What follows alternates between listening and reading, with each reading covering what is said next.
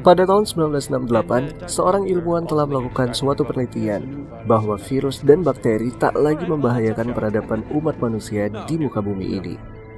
Akan tetapi jamurlah yang akan menjadi hal yang sangat ditakuti saat di mana dunia akan menjadi lebih panas dari sebelumnya.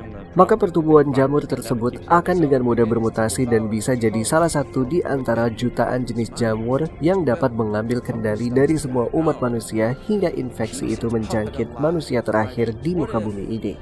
Tentu saja, setelah semua itu terjadi, manusia akan musnah. 35 tahun kemudian, tepatnya di tahun 2003, seorang gadis yang bernama Sarah tengah berulang tahun pada hari itu. Ia tinggal bersama Joel, yakni ayahnya. Ia mempersiapkan sarapan untuk mereka sebelum akhirnya ia berangkat ke sekolah. Sarah tak lupa membawa sebuah jam tangan yang sedikit usang dan beberapa lembar uang. Selama di sekolah, Sarah sangat tak sabar menanti jam pelajaran usai, hingga akhirnya bel pun berbunyi. Dia pun berlari dan bergegas menaiki bis yang kemudian berhenti di sebuah toko jam. Sesampainya di toko tersebut, Sarah memberikan jam yang ia bawa tadi untuk diperbaiki. Namun satu keanehan mulai terjadi. Si pemilik toko tiba-tiba dengan sangat tergesa-gesa menutup tokonya. Sarah tak ada pilihan lain selain menurutinya.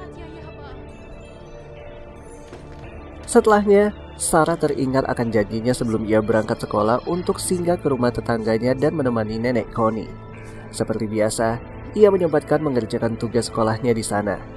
Anehnya, pada saat Sarah melihat koleksi film milik keluarga Adler di rumah tersebut, nampak nenek Connie menggerakkan kepala dan tangannya, yang seakan ia merasakan kesakitan yang luar biasa. Sayangnya, tak seorang pun menyadari hal tersebut, selain anjing mereka yang terus memandangi nenek Connie. Hingga saat Sarah berpamitan, anjing tersebut masih memandanginya. Saat keluar dari rumah tersebut, keanehan berikutnya muncul. Banyak sekali pesawat tempur berkeliaran di udara. Suaranya yang sangat berisik tentu sangat mengusik ketenangan pada sore hari itu. Sarah kemudian duduk di sofa membaca buku yang ia pinjam sembari mendengarkan berita yang sejak pagi tadi marak ditayangkan di televisi. Berita kriminal yang terjadi hampir di seluruh bagian negara.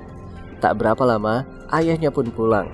Sarah pun tak sabar memberikan jam tangan tersebut kepadanya dan tak lupa menunjukkan film yang ia pinjam dari keluarga Adler. Hari itu harusnya menjadi hari bahagia Sarah dan Joel. Sayangnya, karena pekerjaan Joel yang sangat dibutuhkan saat itu membuat dirinya kehilangan momen penting saat hari ulang tahunnya tersebut. Ponsel Joel pun berdering saat Sarah tertidur di tengah film diputar. Paman Tommy sedang meminta bantuan ayahnya untuk segera membebaskannya dari penjara karena ia terlibat pertengkaran. Alhasil, Sarah pun dipindah ke kamarnya dan membiarkannya tertidur. Hingga saat ia terbangun, ia pun bingung dan mencari ayahnya.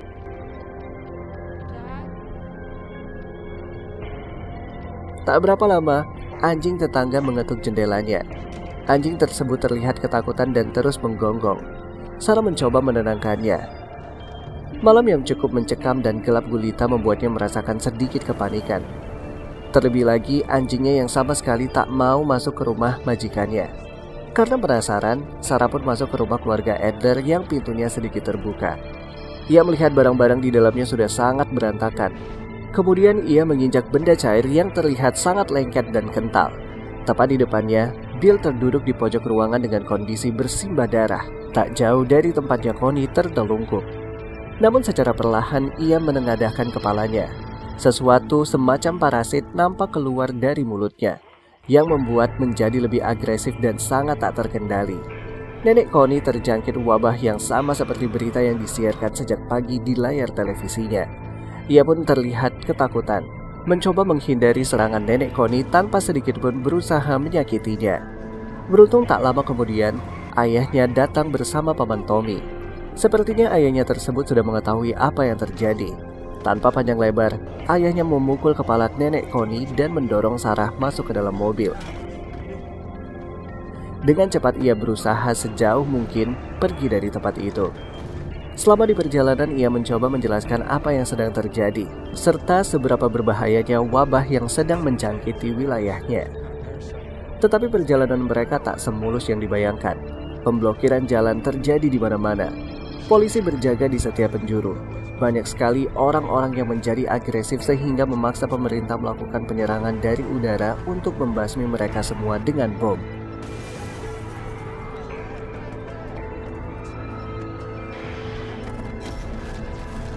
Mobil mereka pun tak dapat menghindari salah satunya, yang mengakibatkan kaki Sarah terluka. Terpaksa dengan membopongnya, ayahnya terus berusaha berlari dan menghindari orang-orang yang terus saja mengejarnya. Hingga akhirnya, ia ditemukan oleh salah seorang petugas yang melaporkannya kepada atasannya.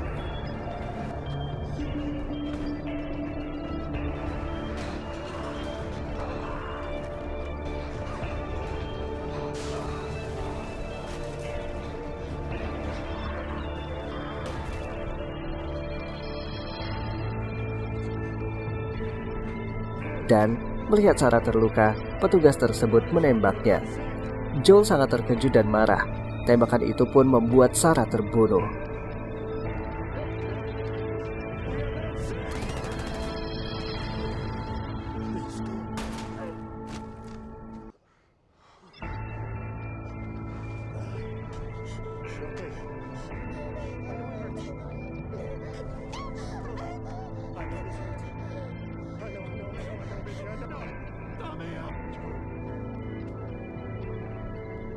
Dua 20 tahun kemudian, terlihat seorang anak perempuan melangkahkan kakinya setapak demi setapak dan sangat perlahan. Ia terus menatap di kejauhan dengan mata yang terlihat kebingungan. Seorang petugas yang sedang menjaga di perbatasan segera berlari dan mengevakuasinya. Gerbang pun dibuka. Cahaya matahari ikut mengantarkannya dengan beberapa harapan yang juga menantinya. Demi keamanan, petugas mengikat tangan dan kakinya, serta mendudukkannya di atas kursi roda dengan menggenggam sesuatu. Setelah melewati pembatas plastik, petugas kesehatan wanita menghampirinya dan memeriksa keadaannya. Wajah cantiknya nampak pucat dan sayu serta terlihat mengamati pemberitahuan dari Fedra yang menempel di dinding. Anak perempuan itu bahkan tak mengatakan apapun saat petugas memeriksanya serta menyuntikkan beberapa vaksin kepadanya. Entah kenapa, hanya saja ia terlihat seperti tak mengerti bagaimana cara bersosialisasi. Di sisi lain, Joel yang sudah bersahabat dengan ubannya menjadi lebih mengenaskan kehidupannya sejak kematian anaknya. Terlebih lagi, wabah yang tak kunjung usai membuat kehidupannya semakin menyedihkan. Ia kini hanyalah pekerja kasar yang bertugas sebagai pembersih jalanan yang tak hanya membersihkan daun kering atau sampah yang berserakan dan membakarnya, tetapi ia juga akan membakar manusia yang telah terjangkit wabah. Dengan menutup mata serta mengikat tangan dan juga kakinya, ia dilemparkan ke pembakaran tanpa perlawanan. Saat semuanya selesai, ia pun mendapatkan gaji hariannya. Setelahnya, ia menemui salah seorang petugas yang berjaga di suatu tempat. Mereka terlihat saling mengenal dan saling bertukar barang. Saat keduanya puas dengan barang masing-masing, sementara itu, Tess menemui Robert. Ia menanyakan tentang aki yang telah dijanjikan, namun Robert justru menjualnya ke orang lain. Mereka pun beradu argumen, dan tak lama kemudian, seberkas cahaya dengan secepat kilat menerobos masuk ke ruangan mereka. Suara dentuman yang sangat keras mengiringi kedatangannya dan mereka yang ada di dalamnya terpental. Beruntung Tess selamat dari ledakan tersebut. Pengumuman dari Fedra terus dikumandangkan melalui pemancar suara yang tersebar di setiap ujung jalan. Tak hanya itu, ledakan-ledakan itu juga terus terjadi di luar ruangan. Tembakan-tembakan juga turut meramaikannya. Para petugas berlari dengan membawa senapannya, mendekati Tess dan menangkapnya. Tess yang kala itu sedang tidak dalam ruangan, dianggap tidak mengindahkan perintah dari Fedra, jadi dia dianggap orang yang membelot, yang biasa mereka sebut dengan Firefly atau kunang-kunang. Sedangkan di suatu pusat karantina, gadis berusia 14 tahun yang memiliki nama Veronica menjalani beberapa tes yang sama setiap harinya, hingga dia pun sudah merasa muak dengan itu semua. Veronica pun histeris dan terus mengeluarkan kata-kata kasar kepada petugas yang memeriksanya. Setelah kepergian petugas, ia terduduk dan terus memandangi dinding dengan tulisan yang berwarna merah. Lalu ia pun tertunduk lesu.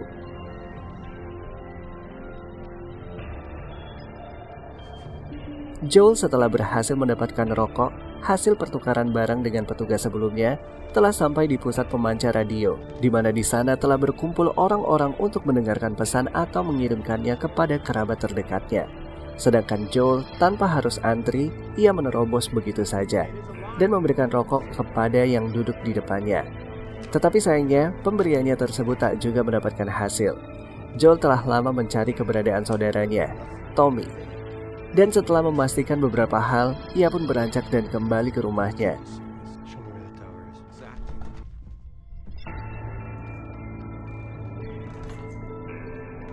Di sana ia mengeluarkan beberapa barang dari tempat persembunyiannya dan terus mengamati peta. Hingga akhirnya ia tertidur.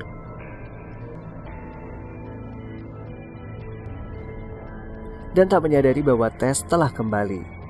Pagi harinya, Tess yang lebih dahulu terbangun menceritakan apa yang telah dialaminya kemarin kepada Joel. Joel nampak sangat murka mengetahui bahwa aki yang selama ini ia nantikan ternyata dijual ke orang lain.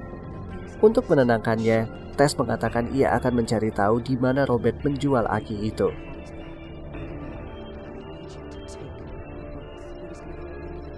Sedangkan seorang wanita bernama Marlene memasuki sebuah gedung yang terlihat seperti tempat persembunyian mereka. Di salah satu ruangannya, ia menjelaskan kepada Kim bahwa ia telah siap dengan beberapa rencananya dan akan tetap membawa beberapa gadis yang terkunci di dalam ruangan karantina. Kim yang terlihat selalu membantahnya, akhirnya terdiam saat Marlene memberikan secari kertas dan berbalik menjanjikan akan memberinya semua dukungan dan apapun yang dibutuhkannya. Selang beberapa waktu kemudian, Marlene berhasil melumpuhkan beberapa petugas yang ada di depan kamar Veronica. Veronica tak begitu saja mempercayainya, hingga akhirnya Marlene memanggil dengan sebutan Ellie.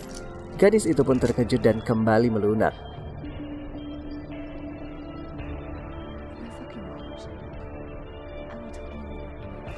Sementara Tess dan juga Joel telah berhasil sampai di gedung tempat Robert melakukan transaksi jual beli aki yang telah lama dijanjikan kepadanya.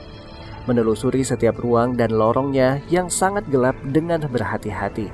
Dalam kegelapan, Tess melihat jamur yang sangat besar di salah satu dindingnya. Ia sempat terperangah hingga Joel menyadarkannya dan kembali menuju ruang utama.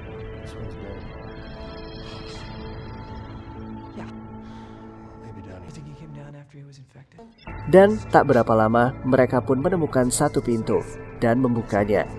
Ternyata di baliknya sudah terdapat mayat Robert.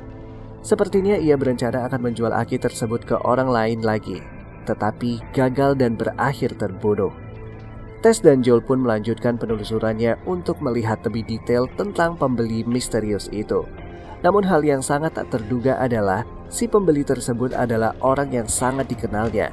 Dan setelah berdiskusi cukup lama, Marlene yang terluka akibat aksi saling serangnya dengan Robert meminta agar Joel mengantarkan Ellie keluar dari lokasi karantina di suatu tempat. Joel yang awalnya tak mempercayai Marlene diyakinkan oleh Tess dengan mengajukan beberapa penawaran dan mereka pun sepakat. Dan dengan sangat terpaksa, Ellie pun menuruti perintah Marlene dan ikut bersama Joel.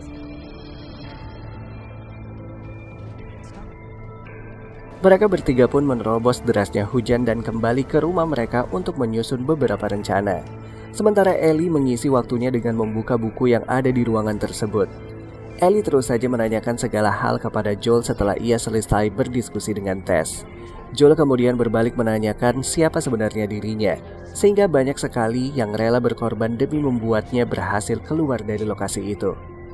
Malam pun tiba, saat dimana jam malam diberlakukan oleh Fedra. Joel, Tess, dan juga Ellie dengan berhati-hati melangkahkan kakinya menuju truk yang telah disediakan. Mereka harus terus membungkuk agar tak terlihat oleh petugas serta pesawat yang tengah berpatroli. Namun perjalanan mereka diketahui oleh petugas yang pernah bertransaksi dengan Joel di hari sebelumnya. Ia yang merasa telah mengingatkan Joel tetap memperlakukan mereka bertiga sesuai peraturan yang berlaku dan tidak mentoleransikan apapun. Ellie yang merasa dirinya tidak aman mencoba memberontak, hingga akhirnya petugas tersebut hendak menembaknya. Joel mencoba melindunginya dan seketika teringat akan kejadian di mana putrinya tertembak. Dan karenanya ia pun menyerang petugas tersebut. Ia memukulinya sekuat tenaga, seakan melampiaskan seluruh amarahnya yang selama ini ia pendam.